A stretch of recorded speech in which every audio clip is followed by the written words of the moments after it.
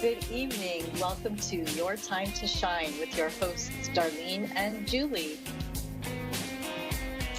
Your Time to Shine is a radio show designed to help you explore your own divine gifts.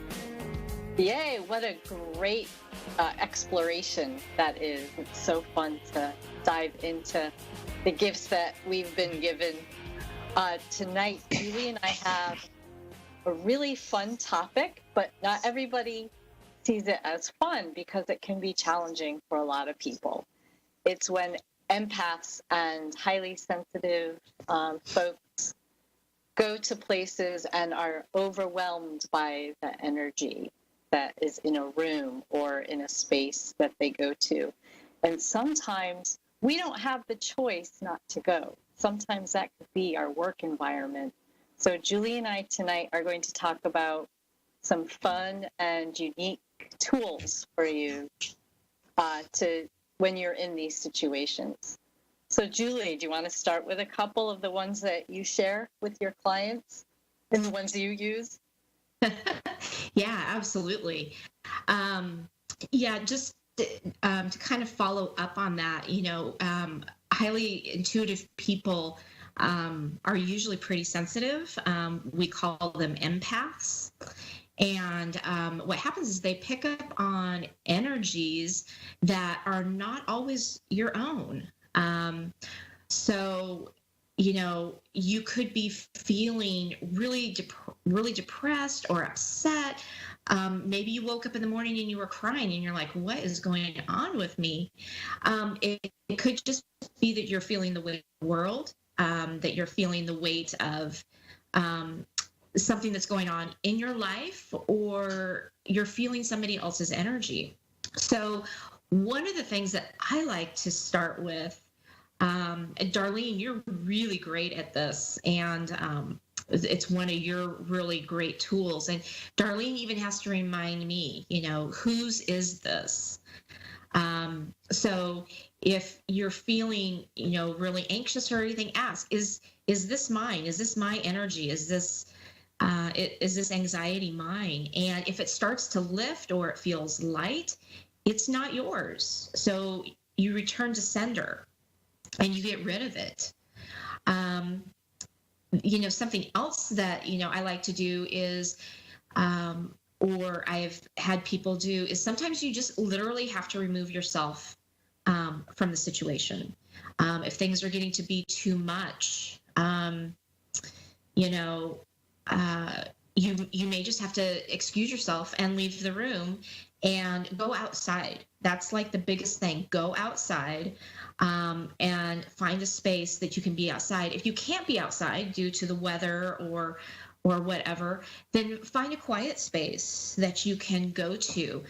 Maybe you're at work. Maybe you can find a conference room to sneak into for 5 minutes and close your eyes and take some really deep breaths. Taking really deep breaths, holding them, and then letting them out really hard, like you're trying to blow up a balloon. That will help kind of release some of that energy as well. So, Darlene, what are some of yours that you like to use? Oh, one of my favorite ones is like going into a big room, and if I'm hearing people talking, and sometimes what it is, it's not always the energy that turns me off. Sometimes it's what they're saying that constricts me, and I just want to go run and hide. We're all very sensitive to the words people say, not just the energies. So what I do, so I don't overreact with conversations, or if, people are saying something that I don't like, I think to myself, interesting point of view. So that's a tool from Access Consciousness, healing modality that's out there.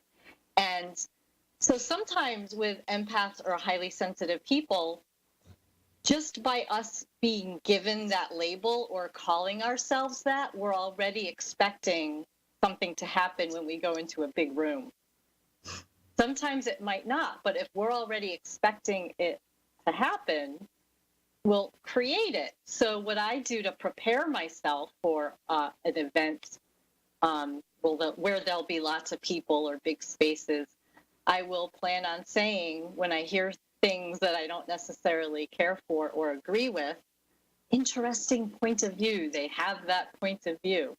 So I make it, rather than being, oh, I'm an empath and highly sensitive and I have to go into this room where there's so many people. And so rather than making it heavy and a chore and something I don't want to do, I prepare myself by thinking, how can I make this fun? What can be fun about this situation? Yeah, maybe I don't want to be there and there might be other things I'd rather be doing, something more fun. But how about you go somewhere where you're expecting something to happen and instead you expect fun. So put aside perhaps that label of empath, put aside the idea that you're highly sensitive and you have to go to the grocery store where there's lots of people, or a meeting where you know there's people you don't necessarily care for. Walk in there already thinking, I'm going to have fun with this. And when people start saying things that you don't agree with, interesting point of view. They have that point of view. So you're less than likely to get triggered and want to contract and run out of the room. That's always fun because, yeah, we do. We find ourselves in these situations that we would prefer not to be in, but sometimes in life, it happens. So why not make it fun whenever we can? Yeah, that's a great suggestion. The interesting point of view, and you know, that's one I always forget for some reason. It never clicks with me, but I do love that one. It's a great one. It's a great tool because also what it does is it kind of lifts it, and something that can be kind of icky and sticky. When you say that, it kind of catches people off guard a little bit. And it raises the vibration, right? Oh my gosh. So yeah, so there's two ways you can use it.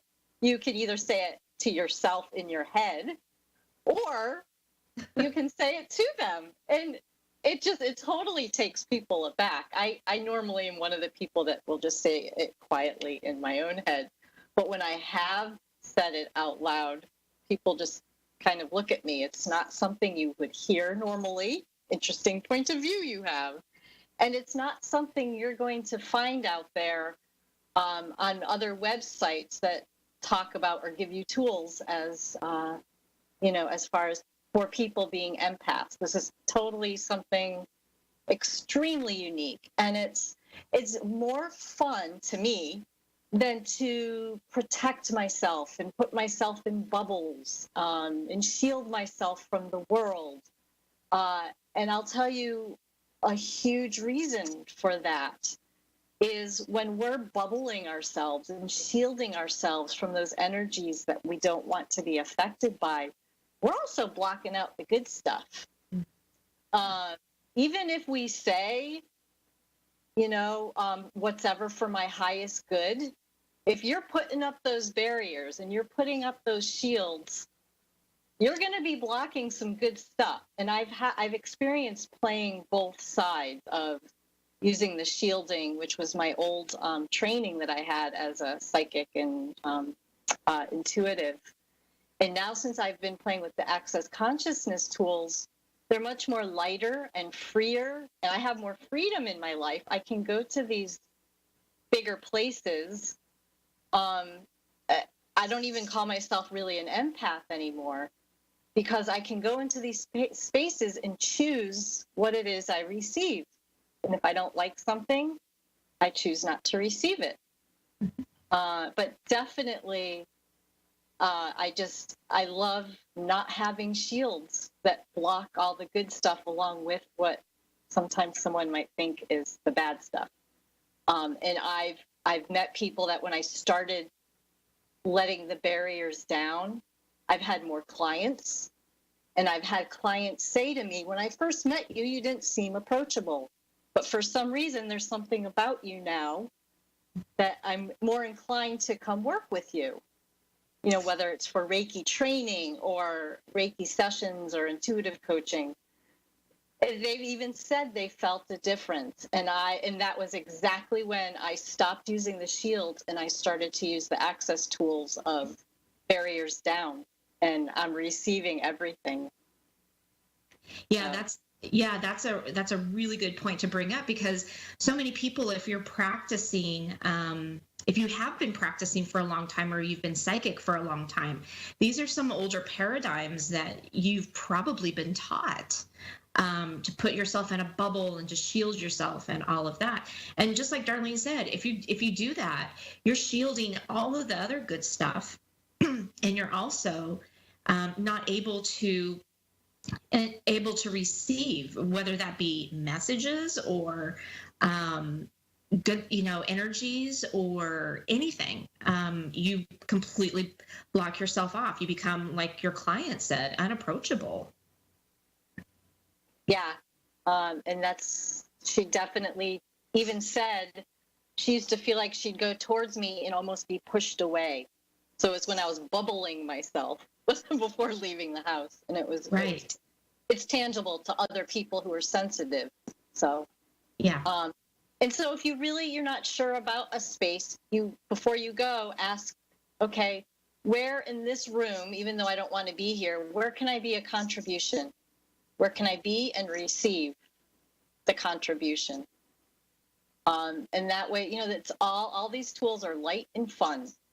And would you rather live light and fun? It's worth a try. Absolutely. Yeah.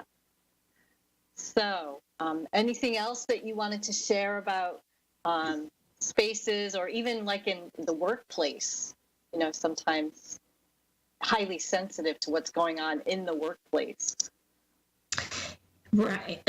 Excuse me. Right. I think it's something that Darlene and I have talked a little bit about before.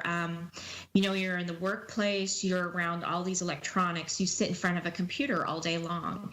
And that can really zap your energy, right? Sitting in front of a computer all day long. I mean, I remember when I was doing computer-aided design, CAD work, and I'd be on the computer designing 8 hours a day, and I'd come home and I'd be just wiped out. So it's really important to take time, get away from your desk for a few minutes a day, and go walk around, even if it's just to go walk through the building and come back around. And then at night, try to decompress and get away from the electronics, even if it's just 10 minutes a night, because that can just be a complete overload for people, as well as listening to everything going on in the news and in the world. And sometimes that can get a little overwhelming. There seems to be not enough happiness and good stuff to talk about. Kittens getting rescued from trees by the firemen. There's no stories like that anymore. So step away from that a little bit too. I find that helps as well. You don't have to completely disconnect and become a hermit and not know what's going on in the world, but just take a few minutes and step away from it. It makes a big difference. It does. And if you can, like in between meetings and things, or if you're a teacher, going, stepping outside when the kids are at another class, or have someone come in and give you a break. When I was a teacher, I'd run to the bathroom just to have a few minutes to collect myself. Yeah. I've done that as well. Yeah. It's definitely such a great idea to go outside, and take a break. And I found I had to do that today. I was in a meeting for a couple hours indoors on a beautiful sunny day. And I started to feel as if the walls were closing in on me. And it was my whole entire body and energy just shifted when I was able to go outside and breathe in the air and take my boots off and walk on the ground. Oh yeah, I did the same thing. It was so gorgeous here in Portland today. It was like one of the first sunny days here we've had in quite a while. And boy, I can tell you, everybody had spring fever. I think even the animals had spring fever. I was going to say that. My two dogs definitely did. Yeah. Yeah, absolutely. And you know what? Animals are an excellent example of being empaths and feeling the energy of what's going on around them. So I don't know if anyone's ever walked a dog or has seen someone walking a dog and they encounter something they don't like, whether it's another animal or a person. Have you ever seen a dog just shake it off, like after something happens? And that's their way of, like, recalibrating their energy. Right. Like, so yeah, if you're at work or, doing something somewhere you don't want to be and you just feel too much energy, go shake it off somewhere. Shake it off like a dog. Like a Polaroid picture. That's right. Yeah. So it's definitely the different, there's just so many other tools out there. So what really is helpful is when you know that you'll be in a situation, or if you're in a job that you don't particularly care for, prepare yourself for the day and try not to have expectations of what's going to happen as far as like being the empath or highly sensitive to what's going on. Keep reminding yourself that, you can create what's going to happen. It hasn't happened yet, right? Absolutely. Sometimes we tell ourselves a story before it even unfolds. When we're driving to work or driving to a meeting, we're already in our heads planning on what it will be, and we can change it. So it doesn't matter that you're an empath or highly sensitive. You have control of what's ever going on around you. So if you're going into, a busy store and you don't like crowds, what's something that you might do? Like, say, you're dreading if you have to go Christmas shopping and there's just going to be thousands of people at the mall, and just knowing how sensitive you are to what's going on around you. What's a way that you would prepare for something like that? I would do an expansion exercise. It's not like the typical bubble myself. So it's a little bit different, but it's an expansion exercise to kind of push my energy out and just like it says, just to expand and to be more aware. And I'm able to cope with it a little bit better. Yeah, like acknowledging the fact that you're this infinite energy being. Exactly. So we don't have to stay stuck in our bodies. We can expand out and go into these spaces bigger than life. Absolutely. And there are people, though, who, they prefer that they do grounding and get in deep into their bodies. Yes. So really, it's about what it is you prefer and what makes you feel comfortable. And a lot of the other tools that we've been talking about, interesting point of view, or return to sender, or who does this belong to? Those may be tools that you want to first practice on a smaller basis. However, they are fun once you get into them, get involved in them. But until then, do what you feel is comfortable. What makes you feel safe? And then you can start playing with other tools when you feel ready to do that. And a lot of people, they like the grounding and feeling in their bodies. I do better when I'm outside of myself. Yeah, and it really is a personal preference.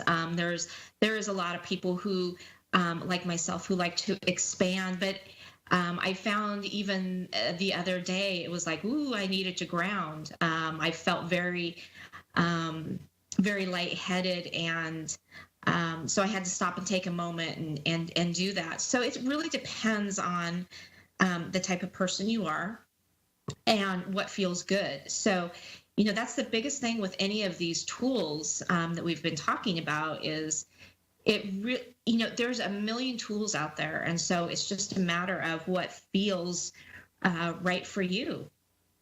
And so we're hoping that by talking about some of these different ones, you can try them out and then just see what's right for you and what feels good.